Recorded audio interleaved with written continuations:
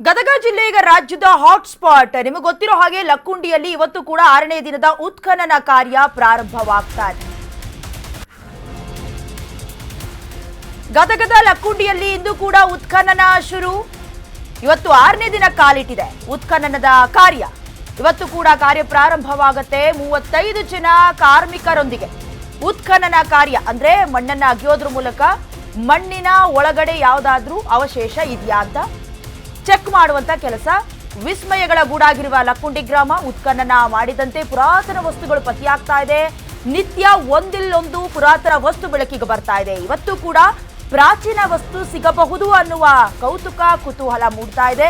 ಈಗಾಗಲೇ ಪತ್ತೆ ಆಗಿರುವ ಶಿವಲಿಂಗದ ಪಾನಿಪೀಠ, ನಿನ್ನೆ ಬೆಳಗ್ಗೆ ಪತ್ತೆಯಾಗಿದ್ದ ಪುರಾತನ ಮಡಿಕೆ, ಹಾಗೆ ಕವಡೆ, ಇನ್ನು ಫೋಟೋಗ್ರಫಿ ಕುರುಹು ದಾಖಲಿಸುತ್ತಿರುವ ಸಿಬ್ಬಂದಿ ವರ್ಗದವರು. ಈಗ ರಾಜ್ಯದ ಹಾಟ್ಸ್ಪಾಟ್ ಅಂತ ಹೇಳಿದ್ರೆ ಅದು ಗದಗದ ಲಕ್ಕುಂಡಿ ಅಂದ್ರೂ ತಪ್ಪಾಗ್ಲಿಕ್ಕಿಲ್ಲ. ಯಾಕಂತ ಹೇಳಿದ್ರೆ ಬಗೆದಷ್ಟು ಪುರಾತನ ವಸ್ತುಗಳು, ಅವಶೇಷಗಳೆಲ್ಲವೂ ಕೂಡ ಸಿಗ್ತಾ ಇದೆ.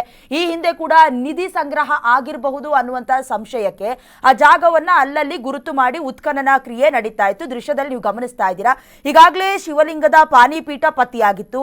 ಅದಾದ ನಂತರ ನಿನ್ನೆ ಕೂಡ ಪುರಾತನ ಮಡಿಕೆ, ಕವಡೆ, ಕೆಲವೊಂದಷ್ಟು ಆಭರಣಗಳೆಲ್ಲವೂ ಕೂಡ ಆ ಜಾಗದಲ್ಲಿ ಪತ್ತೆಯಾಗಿತ್ತು. ಹಾಗಾಗಿ ಈಗಾಗಲೇ ಫೋಟೋಗ್ರಫಿ ಕುರುಹುವನ್ನ ಎಲ್ಲೆಲ್ಲಿ ಸಿಗತ್ತೆ, ಯಾವ ಜಾಗ, ಕೆಲವೊಂದಷ್ಟು ದಾಖಲೆಯ ಪ್ರಕಾರ ಅಥವಾ ಅಲ್ಲಿನ ಸ್ಥಳೀಯರ ಪ್ರಕಾರ ಚಾಳುಕ್ಯರಾಳಿದ ಕೆಲವೊಂದಷ್ಟು ಘಟನಾವಳಿಗಳನ್ನು ಆಧರಿಸಿ ಆ ಸಂದರ್ಭದಲ್ಲಿ ಹುದುಗಿ ಹೋಗಿರಬಹುದಾದಂಥ ಅವಶೇಷಗಳು ಅನ್ನೋದಾಗಿ ಕೂಡ ಹೇಳ್ತಾ ಇದ್ದಾರೆ. ಸೊ ಇವತ್ತು ಕೂಡ 35 ಜನ ಕಾರ್ಮಿಕರೊಂದಿಗೆ ಉತ್ಖನನ ಕ್ರಿಯೆ ಕೂಡ ನಡೀತಾ ಇದೆ. ನೀವು ದೃಶ್ಯದಲ್ಲಿ ಗಮನಿಸ್ತಾ ಇದ್ದೀರಲ್ಲ, ಇದು ಮೊನ್ನೆ ದಿನ ಸಿಕ್ಕಿದಂತಹ ಶಿವಲಿಂಗದ ಪಾನಿಪೀಠ.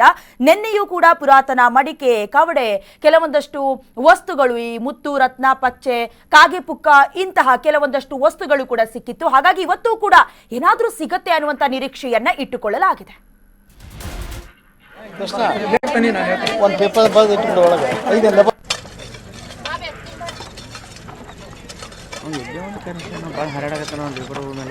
ಮೈಸೂರು ಕೊಡಿಸ್ಬೇಕೇನು?